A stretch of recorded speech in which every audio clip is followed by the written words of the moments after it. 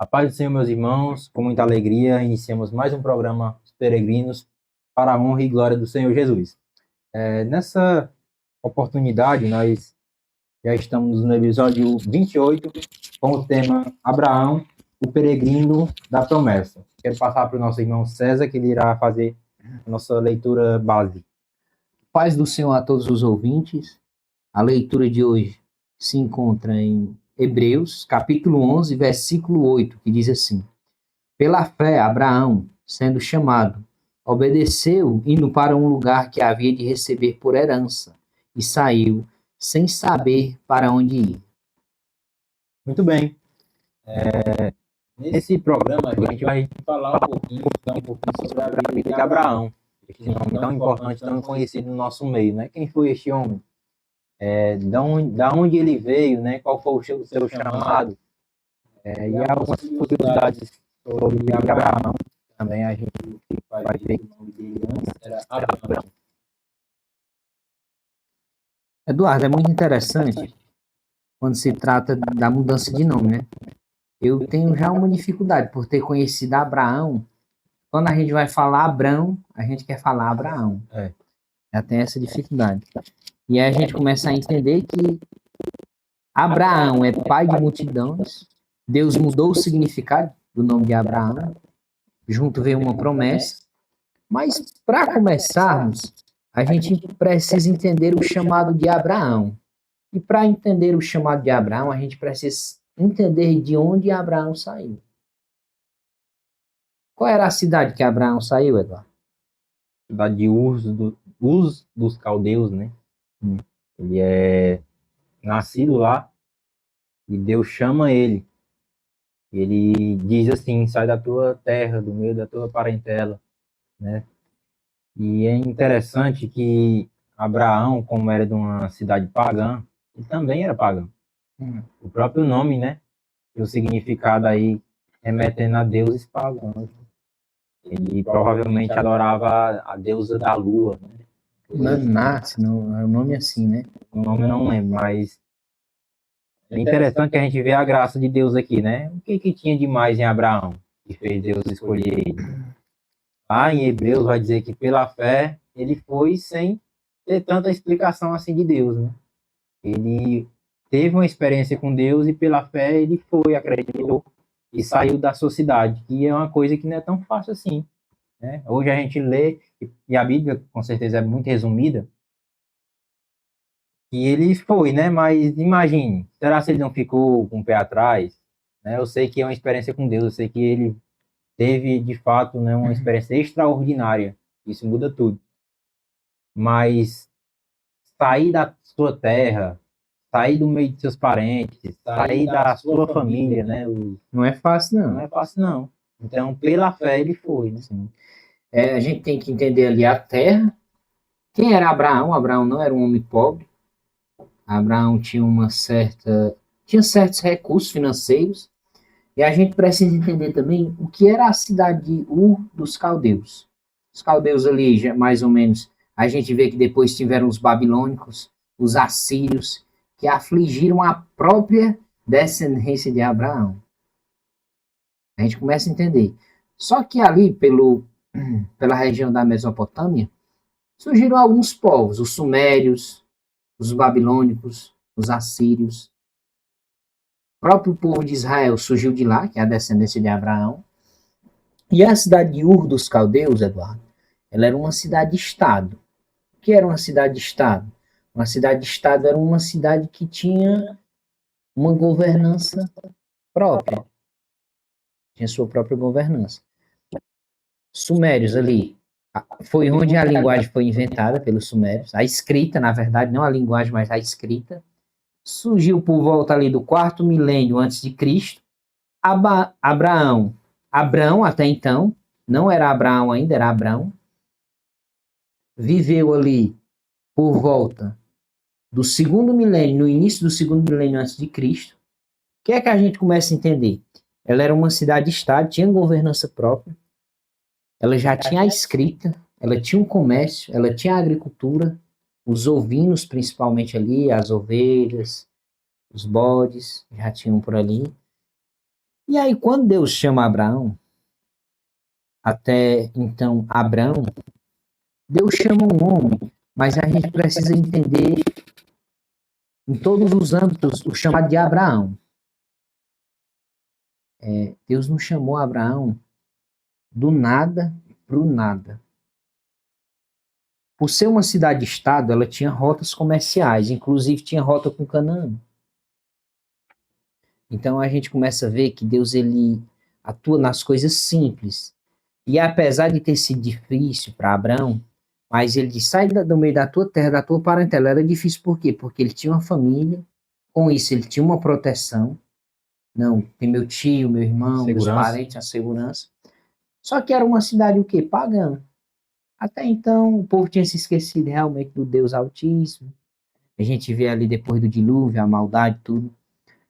Porém, Abrão ele tinha recursos financeiros, ele tinha servos. Quem sabe na época o analfabetismo não pode nem se calcular, porque poucas eram as pessoas que sabiam realmente escrever, só os escribas ali. Lembrando que a escrita ainda estava nos seus primórdios, não é a escrita como é hoje, não é a escrita como era há 2 milênios atrás. Mas Abraão, ele tinha recursos para sair dali. Ele não era um homem pobre, ele tinha servos. Com certeza ele negociava alguma coisa, nem que fosse a criação de ovinhos. Porém, tinha essa dificuldade. Você imagina você sair da sua terra natal, da cidade que você cresceu com seus amigos, que você brincou, que você conhece o vizinho, que você conhece muita gente, que você não só tem seus parentes e a sua família ali, você não só vai usar os almoços de família, os encontros familiares, o Natal, mas você também tem pessoas que você conhece desde o seu berço. Então tinha essa dificuldade, não foi fácil para Abraão. E é tanto que Deus o honrou, mas a gente começa a perceber que Deus nunca ele vai lhe chamar do nada para o nada. Como assim? Um exemplo, Deus chama Moisés. Só que quando Deus chama Moisés, Moisés era instruído nas ciências egípcias. Moisés era judeu porque foi criado pela sua ama até uma certa idade, aprendeu os costumes judeus, os costumes hebraicos ali. Então a gente vê que Deus nunca vai tirar uma pessoa que não tem base nenhuma. Ele faz o impossível, sim, mas ele faz muitas coisas dentro do possível, pequenos milagres que muitas vezes as pessoas não veem. Sim, com certeza. Entendeu? A gente tem que entender ali que talvez alguém diga assim, talvez o Samuel chega aqui e diz assim, o senhor está me chamando para ir para o Iraque, trabalhar com TI. O Samuel é bom no TI. Com certeza ele vai se dar bem. Então Deus já tem o quê? Pega uma coisa que ele já tem uma predisposição e amplia. Ele já tem meios que o pode levar a isso. Mas ele ir para o Iraque, ele ir para o outro lado do mundo, é uma coisa fácil? Não. Mas só que Deus já tem uma base. Então, porque às vezes tem pessoas que dizem assim, por exemplo, você às vezes vai dizer uma suposição. O Senhor disse que eu vou ser um grande levita, que eu vou louvar a Deus e que vou levar multidões a louvarem a Deus. Mas você não tem afinação, você não tem técnica.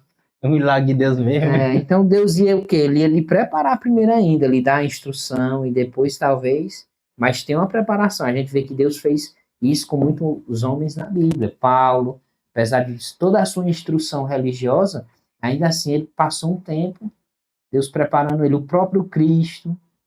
Porque tem pessoas que às vezes, por uma profetada, recebem uma coisa e às vezes coloca tudo a perder, né? Não entendi a sua linha de raciocínio. Então é como se Deus começasse a se preparar até antes do chamado. Até antes do seu nascimento, né? E às vezes a gente quer ver o milagre muito nítido, né? Da noite para o dia. A água ir para o vinho sem aquele processo. Claro que Deus ele enxerga tudo, o processo, né? A gente vê só o milagre em si. Sim. Talvez, para aquelas pessoas da época, viam Abraão ali um milagre mesmo. Porque viam da água para o vinho, do pagão para realmente um homem de Sim, Deus, com certeza. um homem conhecido, porque até então era um homem anônimo, apesar de ter construído riqueza, né, de não Nossa. ser uma pessoa que não tinha nada, mas a partir do momento que Deus chama ele, aí que ele enriquece mesmo, né? É uma das promessas que Deus faz, mas ainda é um homem anônimo, né? Deus, ele engrandece o nome de Abraão, que se tornaria Abraão lá no pelo capítulo 17 de Gênesis. Mas esse homem, ele também é um improvável, né? Se por um lado Deus já vinha preparando ele, por outro ele tinha algumas improbabilidades. Deus prometeu que ele seria, dele viria uma grande nação, Sim. e a sua mulher sendo estéril. Então já sempre, né? Deus vai provando a fé do servo de Deus, e com Abraão não foi diferente.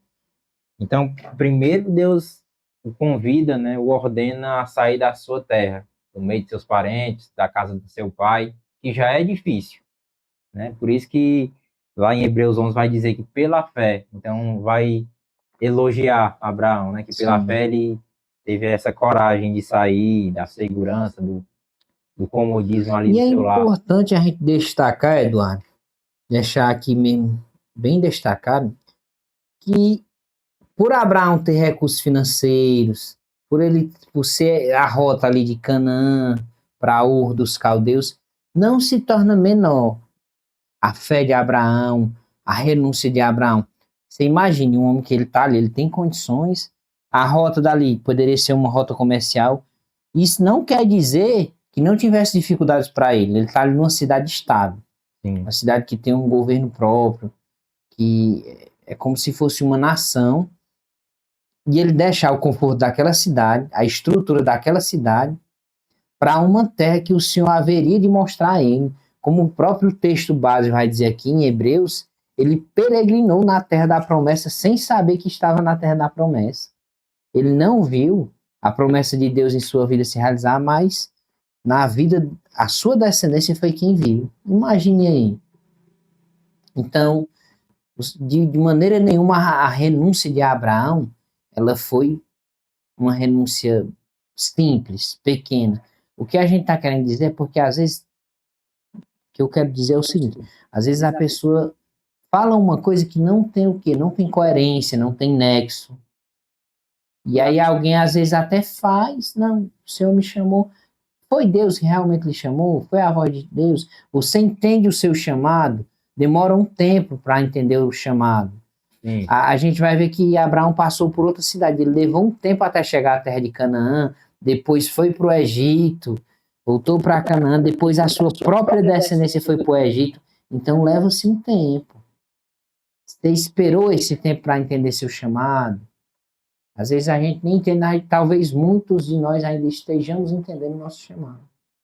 Eu acredito eu que Abraão também não entendeu, né? Até porque Deus não explicou tudo. Só confiou. Disse o que iria fazer, a promessa, mas não disse o que ele ia passar, toda a trajetória. Mas ele creu, né? Que Deus ele faz promessas aí que, através de Abraão, chega até nós. E são uma sequência de pelo menos 7 promessas que Deus faz. Ele promete, no versículo 2 do capítulo 12 de Gênesis: E far-te-ei uma grande nação, e abençoar-te-ei, e engrandecerei o teu nome. Então, primeiro, far-te-ei uma grande nação. Para aquela época era uma honra ser pai de muitos filhos, né? Então, Deus ele não promete nem muitos filhos, promete uma nação, uma grande nação. No contexto que ele estava, ainda era mais complicado ainda, a sua mulher sendo estéril. Então, ele poderia olhar assim para Deus: como assim? Como é que eu vou ter filho se a mulher que eu tenho é estéril? Então já entra a fé, né? Aí ele continua: abençoar-te-ei. Então, todas as bênçãos de Abraão, a partir daquele momento, e até antes, né, como já foi citado, Sim. vem de Deus. Até das pessoas pagãs, até as pessoas incrédulas, as bênçãos vêm de Deus, isso é um fato. E engrandecerei o teu nome, é o que eu disse. ele era uma pessoa anônima e se torna agora uma pessoa famosa, né? Porque ele buscou, porque ele mereceu? Não, porque Deus disse que ia fazer e fez.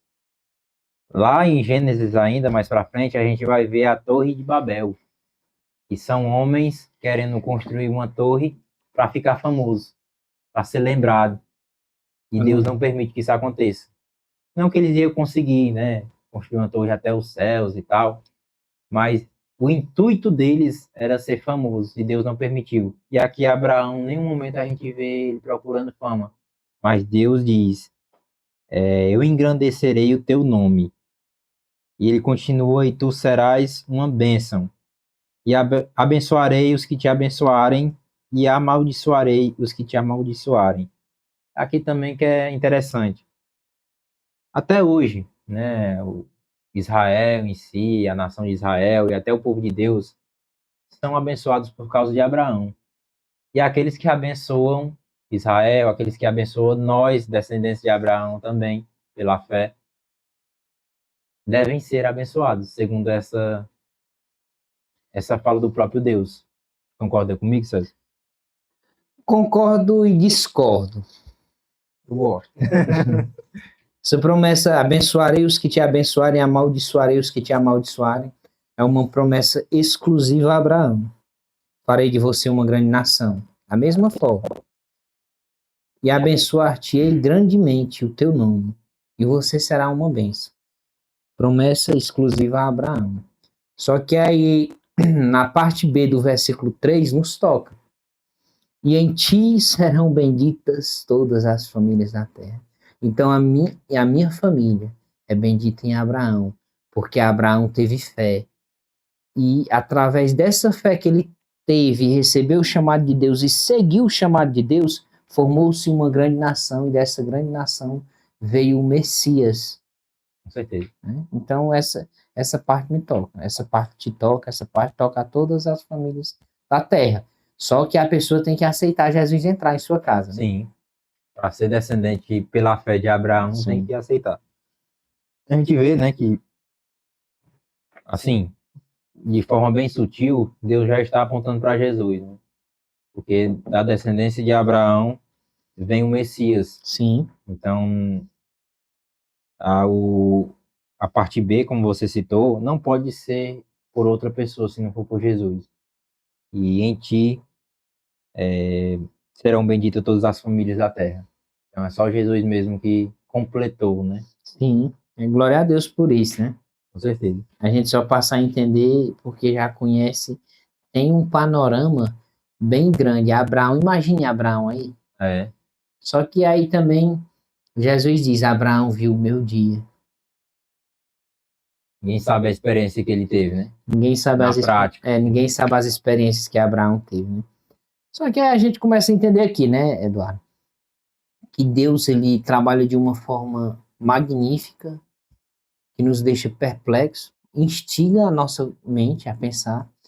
Deus tira Abraão da Mesopotâmia ali, da região que surgiram os babilônicos e os assírios. E a gente vê que lá na frente, Deus levanta esse mesmo povo de onde saiu Abraão para meio que repreender, não diria castigar, mas repreender o povo de Israel e de Judá por causa dos seus pecados. Deus levanta do mesmo lugar que levantou Abraão. Uhum. E a gente começa a entender que tem um mistério, a gente não consegue entender a mente de Deus, mas tudo se liga, né? Assim, quanto mais a gente vai lendo a Bíblia, a gente vai percebendo que as partes bíblicas, apesar de a Bíblia ser um conglomerado de livros, mas esses livros eles estão interligados. Sim. Tem uma coerência tem uma coerência perfeita. Perfeito. Não dá nem para questionar muito. E aí a gente começa a perceber que Deus vai trabalhando com Abraão, ele recebe o chamado, e aí ele comete alguns erros, como todos os homens, Eduardo. E aí eu queria questionar você sobre esses erros. Na sua opinião, qual é o primeiro erro que Abraão comete depois de seguir o seu chamado? Eu só quero destacar que Abraão veio da descendência de Sete, né? Que é da descendência de Adão, né? Adão, aí Sete, e Sete foi uma descendência que teve muitos erros. Sim. Então, talvez Abrão ainda, né? Antes de Abraão, ele também comete vários erros, como todo ser humano, né? Ele é muito elogiado pela sua fé, né? Mesmo não conhecendo ainda o que viria pela frente, mesmo não sabendo qual era a terra que Deus havia prometido para ele vai, né? Ele se dispõe a ser um peregrino. Não, eu e minha família vamos ser um peregrino, só pela fé mesmo, sem saber ainda onde era a terra, onde era a nação que tinha prometido. Mas é interessante que ele passa por outros lugares antes de chegar em Canaã. Ele tem outras experiências e também é bom destacar que o seu sobrinho Ló o acompanhou e levou, né? Será que também ele já não começou a crer no Deus que falou com Abraão? É complicado, né, Eduardo? Assim, é Não dá difícil. tantos detalhes, Não né? dá tantos detalhes, mas imagine que Deus diz assim: Abraão, sai do meio da tua terra, da tua parentela. E aí Abraão leva Ló, e alguém vai dizer: ele já começou errando porque levou Ló. É. Mas e se Ló tem dito assim para Abraão: ei, meu tio, eu quero seguir esse Deus também. Deixa eu ir contigo. E talvez pelo apego, tinha um apego muito grande com o tio, disse: ei, tio, deixa eu ir contigo. Não me deixa aqui não. É difícil saber, né? Qual era. A gente só vai entrar no âmbito da especulação, só vai ficar especulando. Mas que é muito. A gente talvez ali seja o primeiro erro que as pessoas falam, né? Aí tem o segundo erro, que é quando ele chega no Egito e por a sua mulher Sarai ser muito formosa, muito bonita, ele acaba dizendo que ela não é sua mulher, que é sua irmã. Na verdade, não deixa de ser, né? Acho que ela era meia-irmã de Abraão. Sim, só que aí ele faz isso para tentar se livrar, né? De quem sabe ser morto, né? Ele imaginou: se eu disser que essa mulher é minha mulher, uma mulher bonita, já estão achando bonita, vão me matar para ficar com a minha mulher. Não deixa de ser um erro, né? O erro maior seria porque duvidou, né, da soberania de Deus fazendo isso. Sim, com certeza. Mas como ser humano, a gente até entende. Muito bem. Então, Abraão desce ao Egito, né? Ele começa a peregrinar e interessante que não sei se na segunda cidade, na segundo local que ele chega, ele já começa a fazer um altar a Deus. E a partir daquele momento, todo lugar que ele chegava, a primeira coisa que ele fazia era um altar a Deus. E ele honrou a Deus também, né? Teve erros, mas ele também, se a gente for pensar, ele não tinha o acesso à informação como a gente tem. Ele não tinha, ali é o começo de tudo, praticamente. Sim. E ele é até conhecido como o pai da fé, o pai de tudo, né? De todos nós. E a gente tem que levar tudo isso em consideração. Mas é uma grande figura, Abraão. Eduardo, é interessante que ele não tinha o conhecimento que a gente tem hoje, histórico, bíblico, não tinham as tecnologias, a tecnologia que surgiu na época ali, a escrita, né? Cuneiforme, uma escrita ainda, posso dizer assim, nos seus primórdios, se desenvolvendo, mas que já funcionava para documentos, acordos, para contabilidade. E assim, tinha um grande centro urbano e religioso, né? Mas ele não tinha o conhecimento sobre a Bíblia que a gente tem hoje. A gente vê que ele talvez passou por dificuldades por sair de Ur dos Caldeus ali, fome, seca. Talvez não que a cidade-estado também não passasse por isso. E a vida era bem mais difícil do que a vida hoje. E a gente hoje tendo o conhecimento de toda a Bíblia, ainda assim a gente tem o conhecimento do passado, do presente, que Jesus disse muitas coisas, e do futuro, né? Qual é a nossa vitória ou a nossa derrota no futuro. E ainda assim a gente comete tantos erros. É. Quem será Abraão naquela época, com as dificuldades? Água, transporte. Então ainda estava se formando. Mas o que me deixa assim muito impressionado é a maneira que Deus trabalha. Ele diz: sai da tua terra, do meio da tua parentela para a terra que eu hei de te mostrar. Observe, sai da tua terra, da tua parentela, da casa do teu pai, para a terra que eu hei de te mostrar. Especificamente, Deus está dizendo aqui: eu vou te mostrar a terra. Aí ele diz assim: e fartiei uma grande nação. Ele diz: de você surgirá uma grande nação. Deus não disse que daria a terra a Abraão, mas ele disse que mostraria. E Abraão, o peregrino da promessa, ele peregrinou na terra prometida, na terra que manda leite e mel, sem saber que estava. Ele viu a terra. É. Mas o que me deixa, assim, a maneira que Deus trabalha, a gente não consegue entender. A gente vai entendendo depois que as coisas vão sendo reveladas. Deus fez Abraão peregrinar na terra da promessa e, de certa forma, ajudar a construir a terra da promessa. Imagina que ele vinha ali com a caravana, parava ali, animais, pessoas formavam tendas, dessas tendas possivelmente cavavam poços, alimentavam os animais. Lembrando que era muita gente, né? E aí quando ele Tinha saía, servos, né? podia ser que não ficasse uma cabana, mas talvez ficasse um aprisco, talvez ficava um poço. E aí futuramente alguém: opa, tem um poço aqui, vamos fazer uma cabana aqui, vamos fazer uma tenda aqui, vamos criar ovelhas, cabras aqui. Então, de certa forma, ele foi construindo a terra da promessa. Interessante mesmo. Talvez a bênção na sua vida, Eduardo, de alguma forma Deus vai te chamar para alguma coisa e você vai construir a própria bênção que você vai receber daqui a alguns anos. E aí a gente fica, às vezes, tão ansioso, tão imediatista, querendo as coisas do momento, no dia. Não aguenta nem escutar um podcast ou um áudio na velocidade 1, tem que ser na velocidade 2. Não, eu quero que acabe logo, eu quero adquirir o conteúdo. E a gente não percebe que Deus trabalha de forma diferente da nossa. Tem um tempo certo para as coisas acontecerem. E aí a gente vai até se lembrar das palavras de Jesus: não fiqueis ansiosos por coisa alguma nesse mundo. Nas palavras de Salomão, que vai dizer: nenhuma folha cai de uma árvore se não for a permissão de Deus. Com certeza. A gente começa a entender que Deus trabalha de uma forma diferente. E que talvez você seja um peregrino.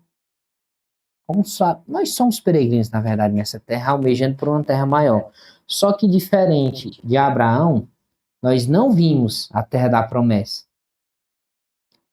Mas nós temos a promessa e nós já sabemos, de certa forma, mais o que nos aguarda do que Abraão sabia naquela época. Certeza. Seremos reis e sacerdotes reais, louvaremos ao Deus vivo, teremos até um corpo, nós teremos diferente. E o pobre Abraão estava só envelhecendo.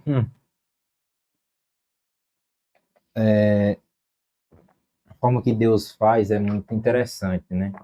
Deus promete, e às vezes a gente acha que é de um jeito, mas é de outro. Com certeza é de uma forma bem maior do que a gente imagina, sempre, né, as promessas de Deus.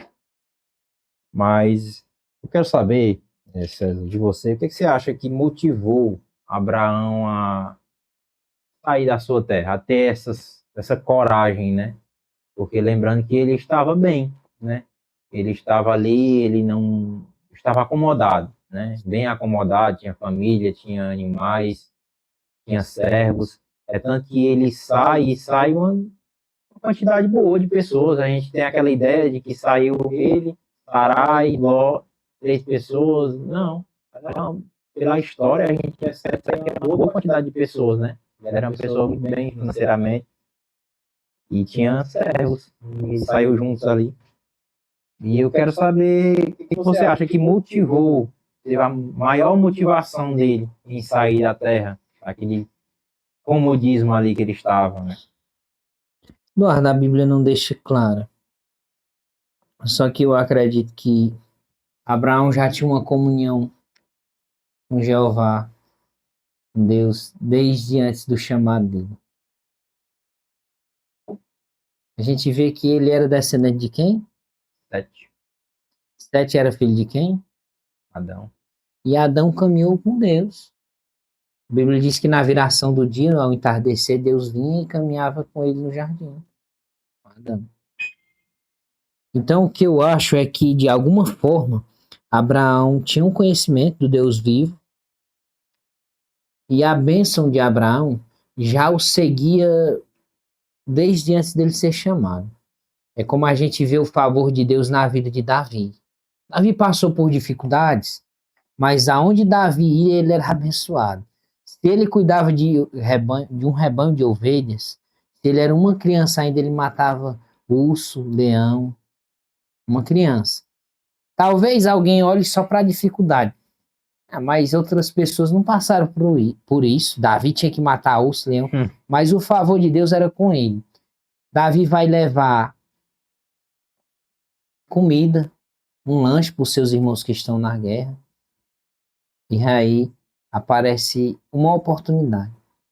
Mas o favor de Deus é tão grande com Davi que essa oportunidade que apareceu para Davi mudou toda a perspectiva Sim.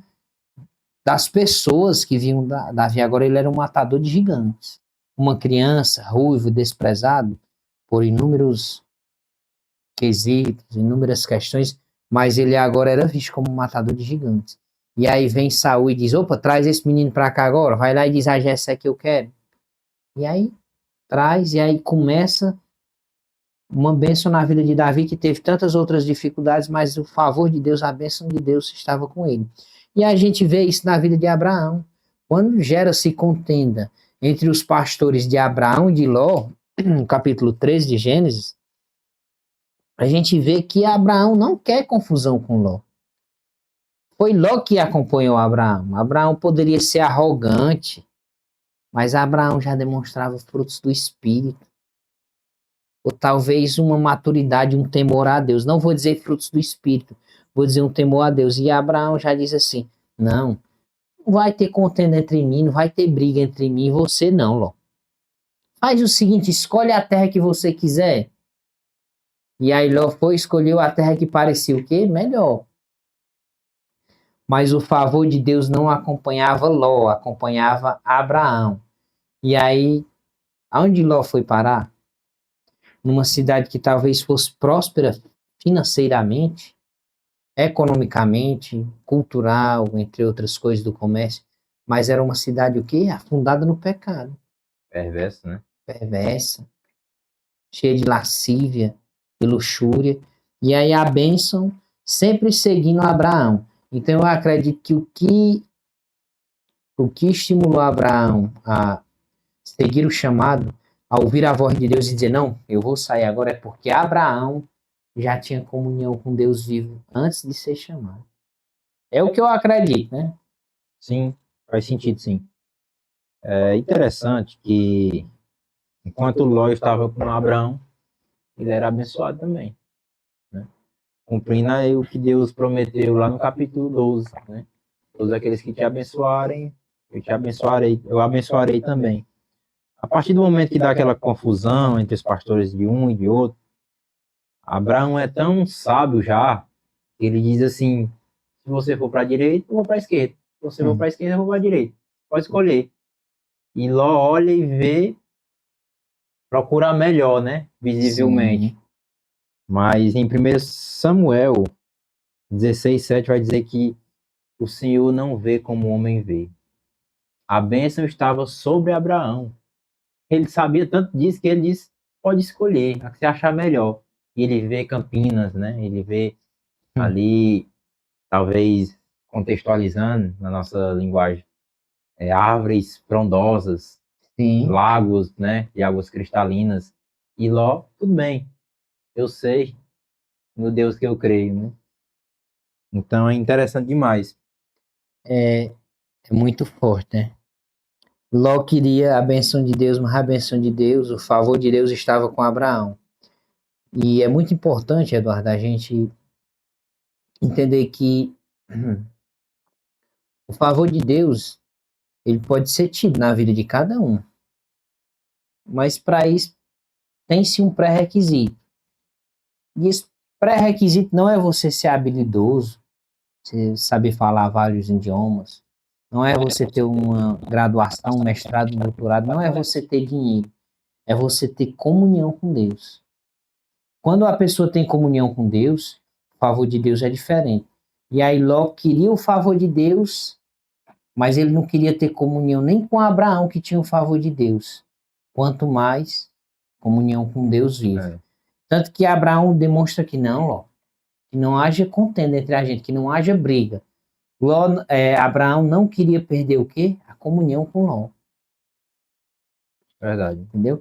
Então, às vezes, alguém quer o favor de Deus, mas não quer comunhão com seu irmão. Não quer comunhão com... Quando eu falo seu irmão, pode ser um amigo, um parente de sangue, um irmão da igreja. A pessoa não quer comunhão com ninguém e quer o favor de Deus. Eduardo, se eu não tenho comunhão com você, então dificilmente eu terei o favor de Deus. Lembrando que comunhão não é a pessoa andar com um no braço, um com o braço no ombro do outro direto, não. Comunhão é a pessoa se comunicar, Ter paz. não ter contenda, ter paz, né? Não é também estar ligado direto também, não. Sim. Até porque pela dureza do coração do ser humano é impossível ter com todo mundo. Sim, com certeza. Às vezes você tem comunhão mais com a pessoa, fica longe dela. Aí você vai ter, assim como o maior exemplo aqui, ó. Abraão e Ló. Sim, verdade. Não, que não haja contenda. Você vai para um lado e eu vou para o outro. Tem comunhão, pronto.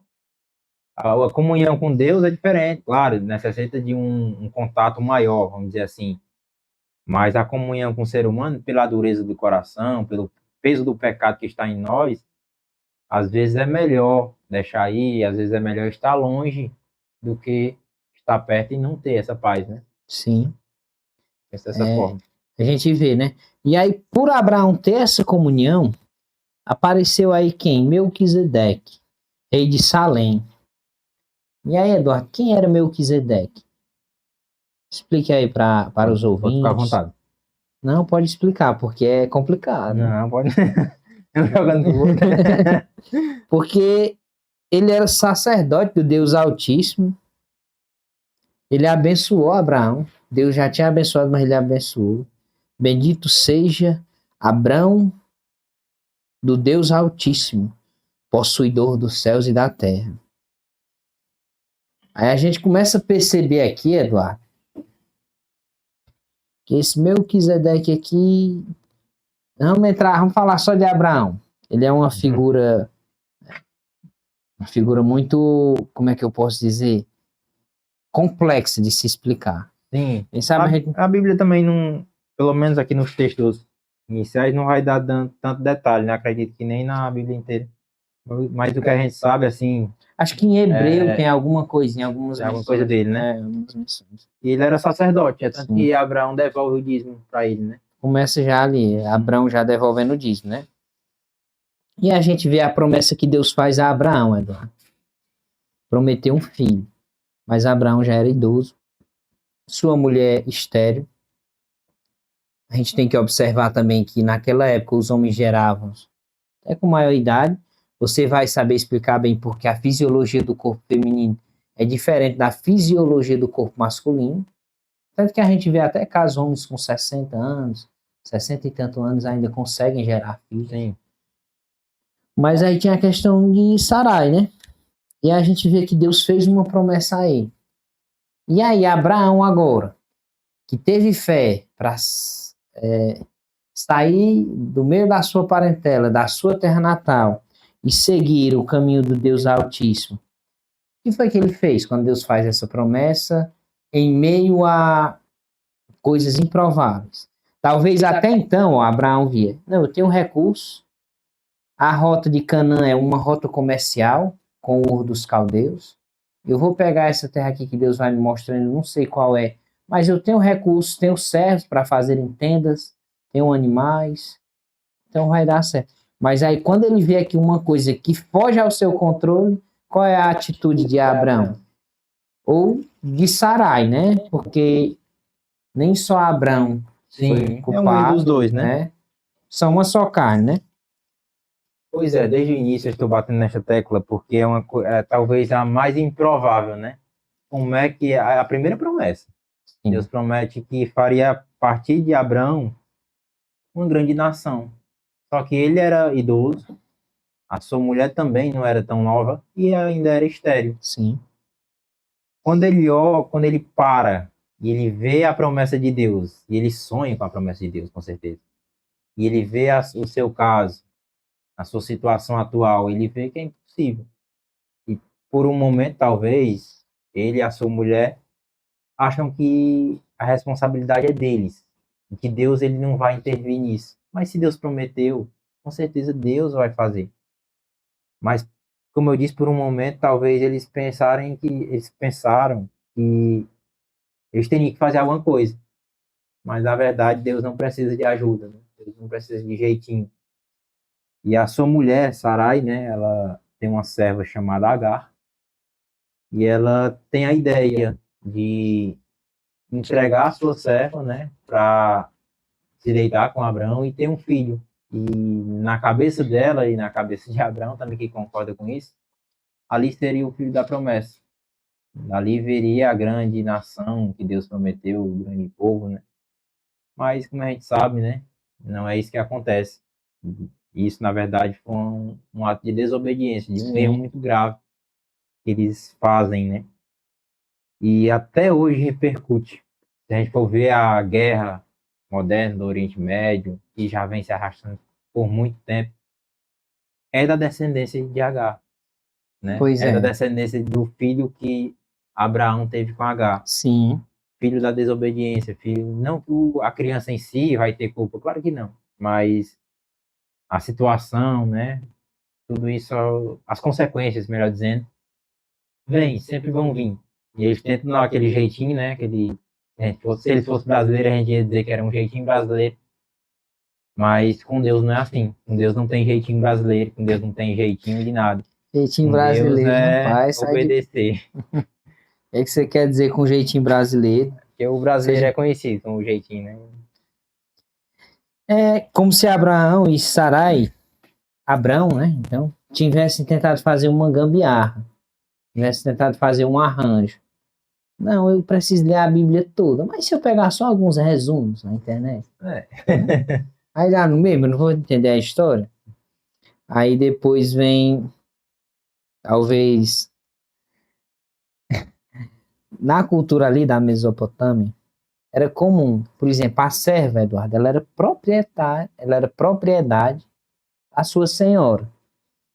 Então era comum as mulheres que não tinham fertilidade, que não poderiam gerar, dizer para os seus maridos: ei, pode tomar aqui a minha serva. Claro que a serva sabia, né, que era natural. Era uma coisa comum, natural não, comum.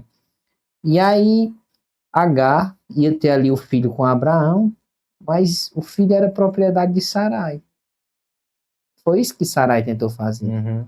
Aí a gente vê como é um arranjo, é uma gambiarra. Aqui no Ceará as pessoas vão entender como gambiarra, né? Lembrando, né, que às vezes as pessoas, um agnóstico, um ateu, nem todos, mas alguns vão ver uma passagem como esta e vai dizer assim: olha, como Deus, ele tinha algumas coisas inconvenientes.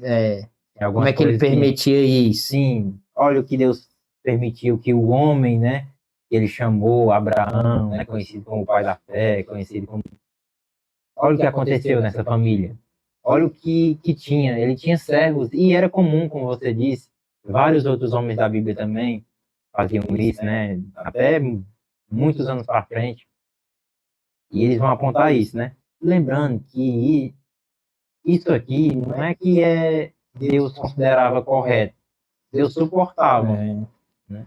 Ele meio que tudo tem a permissão de Deus, mas não quer dizer que Deus queira que a coisa aconteça. Em nenhum momento está dizendo que Deus é do querer de Deus. E aí a gente vê até que a promessa que Deus fez a Abraão se estendeu ao filho de Abraão com Agar, a serva, Ismael.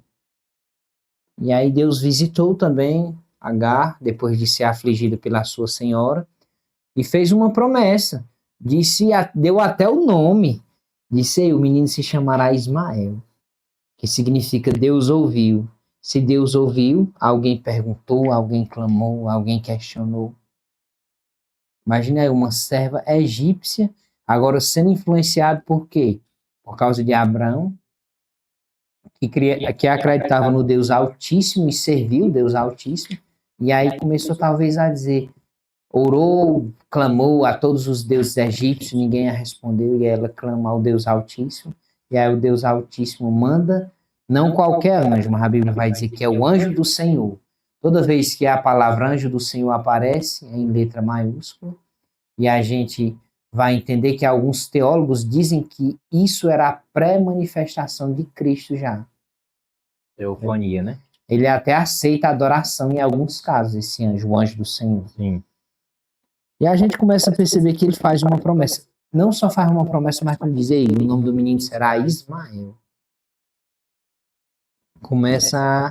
Deus estendeu aqui a promessa que ele fez e disse será uma grande descendência desse. E a gente vê que dali surgiram os ismaelitas, que por causa do erro de Abraão, gerou também consequências à descendência dele, que os ismaelitas ali tinham conflitos com o povo de Israel, né? Mas geraram-se também 12 tribos árabes. E a gente começa a perceber que a promessa de Deus, ela se estende até para os servos. Se Deus fez uma promessa a você, Eduardo, se a promessa que Deus fez a você, ela vai se estender aos seus filhos, à sua esposa, até aos seus empregados, se um dia você chegar a ser um grande empresário. O CEO. Mas é interessante, né? E, infelizmente, o ser humano, ele tenta fazer essas gambiarras, como o Abraão fez com Sarai e Agar, e sempre vai ter consequências, né? Mas também a gente vê a misericórdia de Deus. Deus sempre é misericordioso, ele, mesmo assim, ele abençoa, mesmo tendo as consequências que é inevitável, mas Deus sempre vai abençoar. E depois a gente vê que realmente nasce o filho da promessa, né? Isaac. E Isaac tem uma história muito interessante, né? Talvez é um pouco mais para frente, mas cabe aqui mencionar que Deus ele pede, né, Abraão para sacrificar Isaac. Sim. E eu acho interessante porque Deus parece que sempre prova, né? Provou primeiro pedindo para sair da terra, do meio dos seus parentes, da casa dos seus pais, mesmo sem dar tantos detalhes. Aí prova dizendo que ele vai ser dele vai vir uma grande nação, ele vai ser pai de multidões, como a gente conhece. Sendo que a mulher é estéril e ele já era velho, idoso. E agora prova pedindo o filho da promessa. E essa é uma das passagens que eu mais fico perplexo, porque imagina o que é que passou na cabeça de Abraão. Sim. E agora o que é que eu faço? Deus, o meu Deus, Deus que fez toda a promessa da minha vida.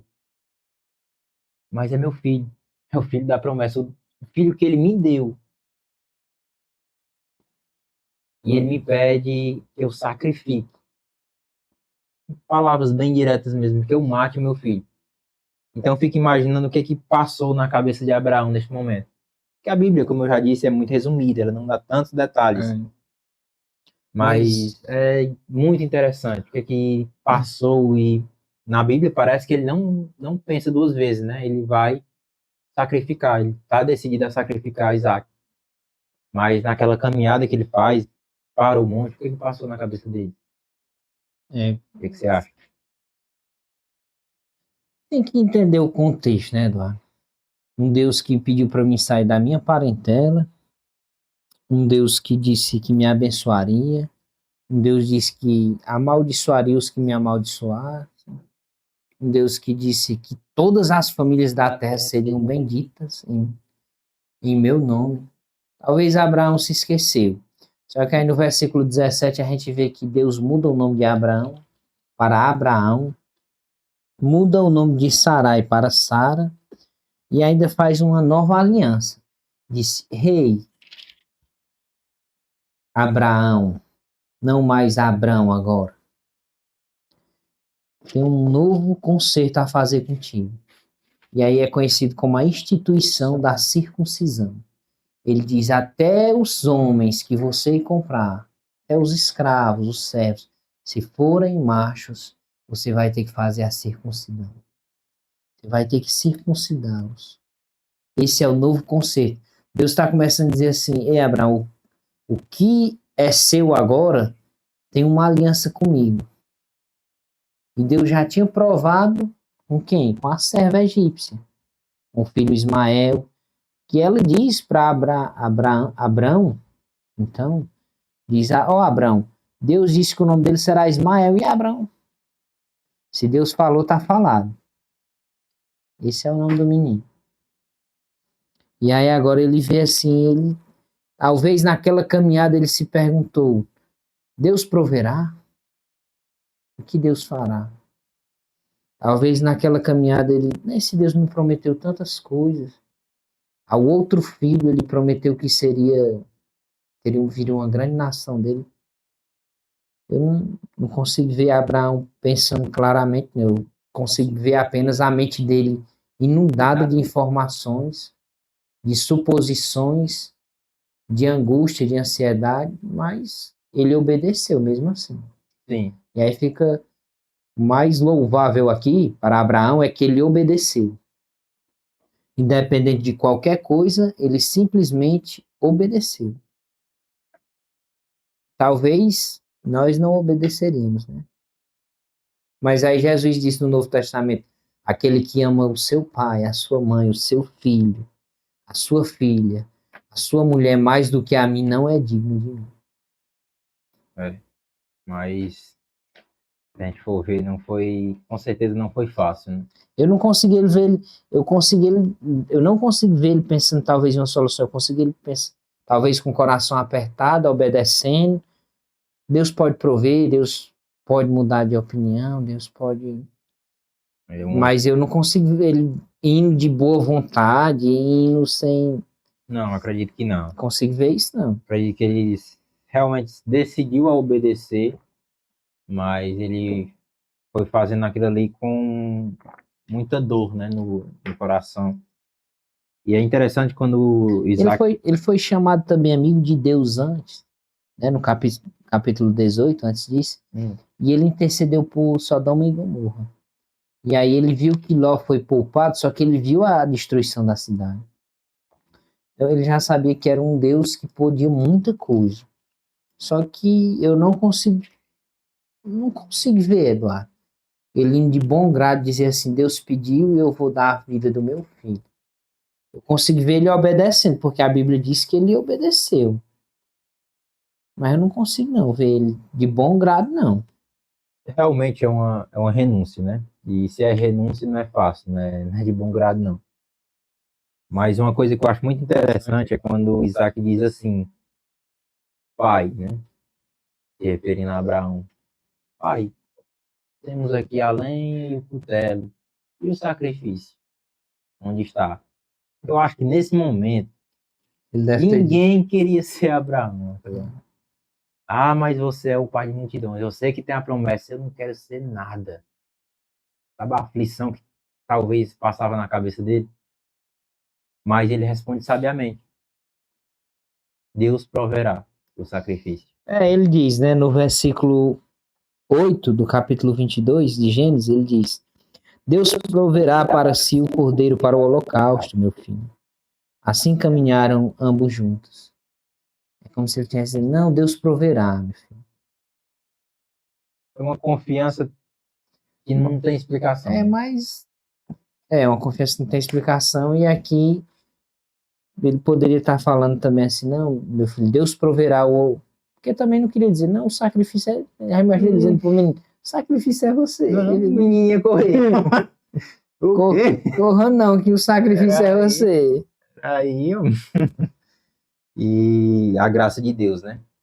Lá, quando eles chegam lá, e quando ele está prestes a realmente, de fato, imolar ou sacrificar Isaac, e aí Deus provê o cordeiro. O anjo desce, ele avisa que era apenas um Sim. teste de Deus, e quando ele olha para trás, ele vê um cordeiro, né, enganchado.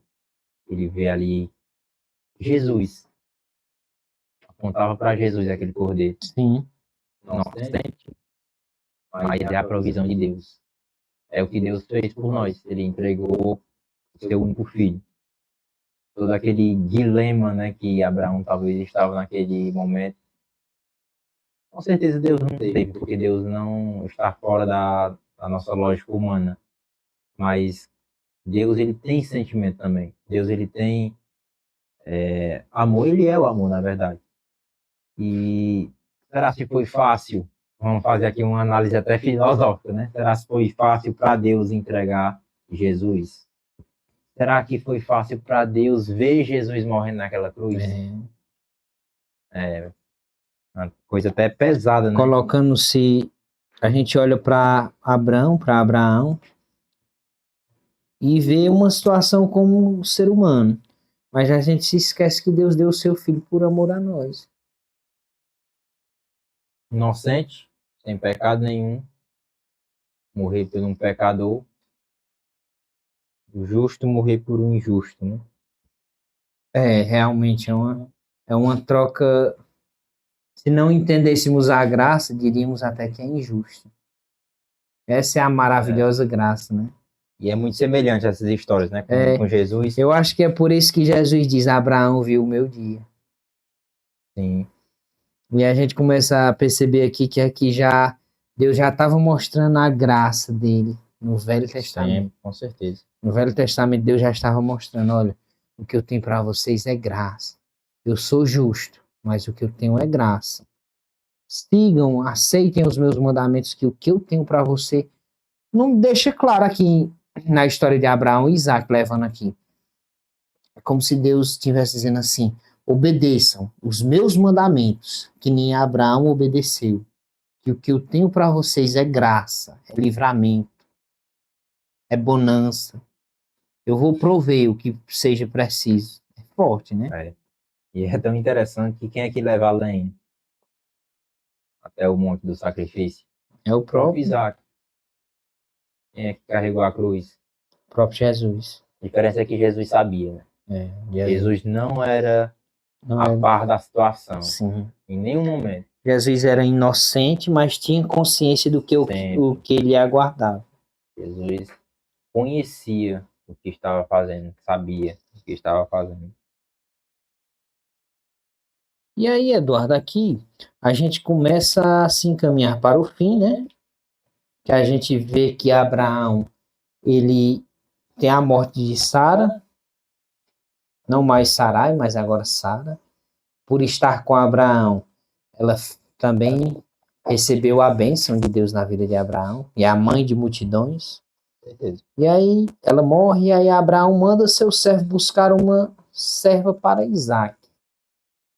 E é uma passagem muito conhecida, que a gente vai ver aqui o encontro com Rebeca, e aí a gente vai caminhando para o capítulo 25, que é a morte, né? Abraão realmente morre. E aí deixa um pouco explicado aqui sobre os descendentes de Ismael, os descendentes de Isaac, mas a gente vê que ele foi um bom pai. Ele disse: não, vou deixar meu filho encaminhado aqui, casado, e aí talvez nem caiba entrar aqui, porque a gente está falando de Abraão, mas é muito interessante essa forma, né? Que ele diz: ó, vai buscar uma mulher. Se preocupa, né? Ele se preocupa, né? Buscar uma mulher dentro do povo dele. Sim. E aí, o que é que você tem a comentar sobre isso, Eduardo? Acho que daria até um tema bom, né? Sim. Falar sobre Isaac e Ismael. Mas, em rápidas palavras, a gente vê a preocupação dele como pai, né? Ele mostra aqui que é um pai presente, um pai responsável com isso. Lembrando que ele já era velho, né? Já era de idade. E mesmo assim, mesmo sabendo da promessa de Deus, mesmo sabendo que ele seria abençoado, a sua descendência seria abençoada, cuidada pelo próprio Deus, ele não fica acomodado, né, com essa situação. ele não fica acomodado com a promessa, porque isso acontece. Sim, Às vezes a pessoa recebe uma com promessa certeza. e consegue discernir que realmente é de Deus, mas se acomoda. Eu já tenho a promessa. Eu já tenho não, é promessa. Agora Deus faz o resto. É. aí tem um pregador, César. Aí fica só em casa, não estuda, Vou ler a não lê a Bíblia. Bíblia. Não ler a Bíblia, não, né? Não, eu não vou ser pregador. Deus faça a parte dele. É. Mas, O Espírito Santo me usa. até que nem tem um amigo meu que disse que teve um pregador lá na cidade que ele morava. Ele dizia assim, eu não estudo não, assim, pregar, que eu gosto que desça quentinho na hora. Mas a gente deve lembrar que algumas promessas são condicionais. Sim, com certeza. Algumas são incondicionais, né? Como Jesus vai voltar. É uma promessa incondicional. Independente do que a gente faça ou deixe de fazer, Jesus vai voltar, vai reinar sobre nós. Mas existem algumas promessas, principalmente sobre nós, sobre as nossas vidas pessoais, que elas são condicionais. Depende da nossa obediência, depende do que a gente vai fazer com aquela promessa. Os 10 mandamentos: honra o teu pai e a tua mãe se queres para viveres muitos anos na terra. E dificilmente um filho que respeita o pai, que honra o pai, que obedece o pai e a mãe, vai morrer cedo. Então, isso é importante ressaltar. E Abraão, como pai, ele faz o papel dele, né? Ele se preocupa, não, minha parte eu faço. Vai lá, busca uma mulher, procura uma mulher, vê se está, assim, contextualizando, vê se está tudo bem. Uma boa mulher. A Bíblia descreve Rebeca como uma boa mulher. Abraão se preocupou agora aqui em que ele disse, espera aí, vou deixar meu filho, já estou ficando velho, mas eu vou deixar ele casado com uma boa mulher. Até porque ele entendia a promessa, né? Sabia que teria uma grande nação ali, ele não estaria vivo pro resto da promessa. Ele tinha essa noção já nesse momento, né? Talvez não no início, mas nesse momento ele já tinha toda essa noção.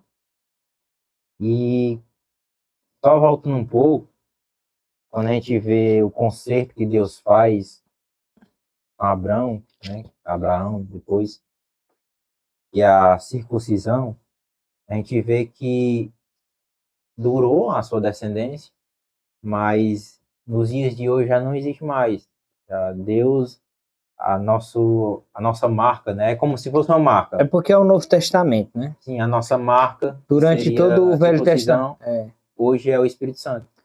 Lembrando que talvez tenha alguns judeus ortodoxos, né, ali, que são mais, que não são cristãos, que eles têm a circuncisão ainda. Ele tem essa prática porque são descendentes diretos de Abraão, né? Mas lembrando que no Novo Testamento hoje nós somos marcados também. Com o novo... Lá em Apocalipse vai dizer que nós somos selados. Com o sangue do Cordeiro.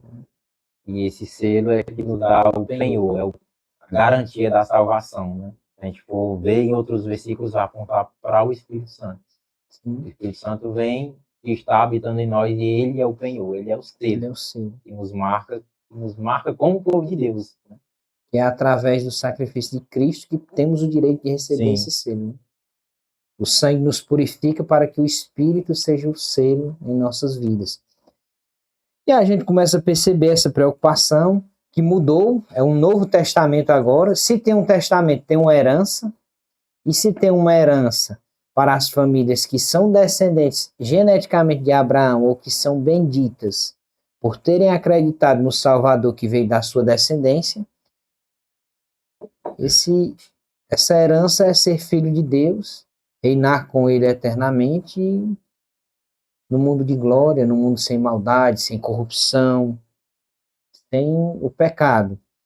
E a gente começa a perceber aqui que Abraão foi quem deu o primeiro passo para isso. Né?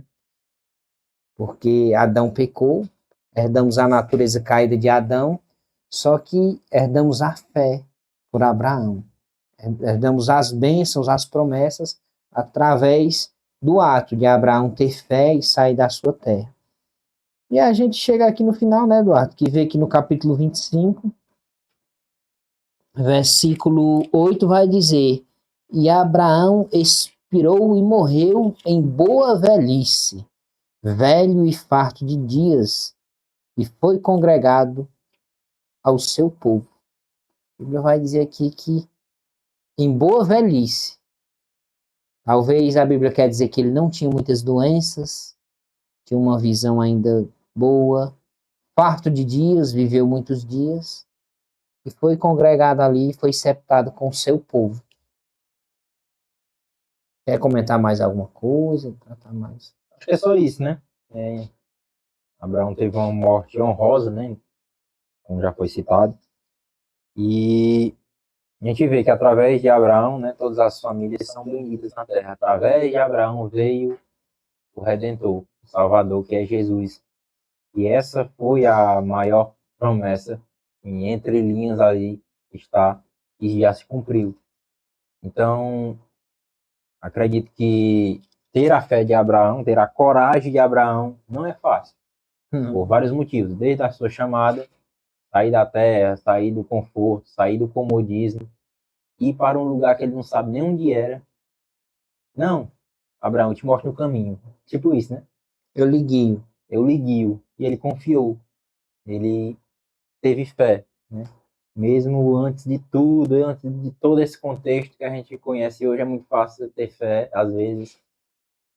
Mas para Abraão não tinha toda essa, né? Mas tinha uma coisa muito importante, que era a presença de Deus. Deus se revela a Abraão, né, em alguns momentos pontuais. Sim. E isso muda tudo. Então, o que eu tenho a dizer e deixar para finalizar é que a promessa de Deus muitas vezes é condicional. Depende de uma atitude minha, depende da minha obediência. E depende de eu não ficar acomodado, não ficar esperando, né? Que Deus simplesmente faça acontecer na minha vida. Na verdade, Ele quer fazer com a minha vida, mas através de mim. Ele quer me usar, né? Para mudar, às vezes, um destino da minha família, destino da sua família. E com certeza Ele quer nos abençoar sempre, né? E a Sim. graça de Deus que a gente vê em Abraão, em toda a Bíblia, né? A gente vê desde o início a gente vê a graça, né? Quem era Abraão? Uma pessoa pagã, pessoa que adorava deuses pagãos, e que Deus olha para ele, faz uma promessa e ele crê, simplesmente. Isso é graça. Como é que a gente vai para o céu? Crê em Deus. Esses dias eu vi uma pregação e dizia que no céu vai ter muita pessoa boa, mas vai ter muita pessoa que já foi muito mal, ex-traficante, ex-drogado, Sim. né? Mas que por algum momento ele confessou o nome de Jesus, ele se arrependeu. Da mesma forma, o inferno vai ter muita gente boa, né? Que a gente chama de boa, pessoa que nunca discutiu com ninguém, pessoa que nunca roubou, nunca matou, mas é tão boa que não reconhece que necessita de um Salvador. Então, não existe mérito em Abraão, se a gente for olhar para a graça. É simplesmente graça. Deus olhou para ele e teve graça, né? Deus provou a fé dele e realmente ele é um homem de muita fé, porque teve coragem de sacrificar o seu filho. Ele obedeceu, né?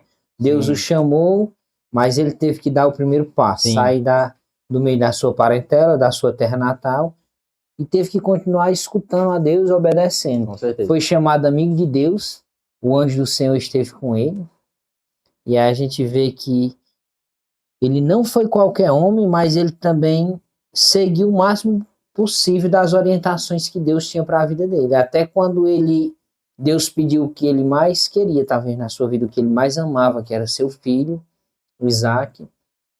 E ele disse, não, pois já que o Senhor pede, eu entrego. Estava disposto a abrir mão de tudo, né? Por Deus. E aí ele entrega, porque na verdade Deus quer tudo de você. Deus não quer só seu coração, não. Deus quer tudo. Certeza. Deus quer o que você mais ama. Deus geralmente vai pedir o que você mais tem apreço, o que você mais é apegado. É o que Deus mais vai pedir na sua vida. Tudo bem, então acho que finalizamos, né? Vou pedir aqui o irmão César para fazer uma oração, para a gente finalizar. Deixe seu comentário. Se eu não souber responder, o Eduardo responde. Se o Eduardo não souber responder, tem o Samuel aqui no backstage. Comente, curta, compartilhe com alguém. Diga o que você achou desse episódio, se você concorda com alguns posicionamentos nossos aqui, ou se você não concorda. E que Deus abençoe a vida de cada um que vai assistir esse episódio. Oremos. Senhor, meu Deus e Pai, obrigado por estarmos aqui mais um dia, por falarmos, por meditarmos, por refletirmos sobre a Tua palavra. Obrigado por essa dádiva, por a Sua maravilhosa graça. Pai, abençoa cada pessoa que vai assistir, cada pessoa que vai compartilhar, cada pessoa que vai comentar, cada pessoa que vai meditar nesse episódio e na Tua palavra. Ah, Pai, cria uma corrente de águas vivas dentro deles, que jorrem para a vida eterna. Abençoa também, Pai, cada integrante desse programa, desse projeto, e que assim, Pai, possamos ser bênção, possamos ser um canal para pregar a Tua palavra, o Teu evangelho. E desde já eu te agradeço por tudo, em nome de Cristo Jesus. Amém.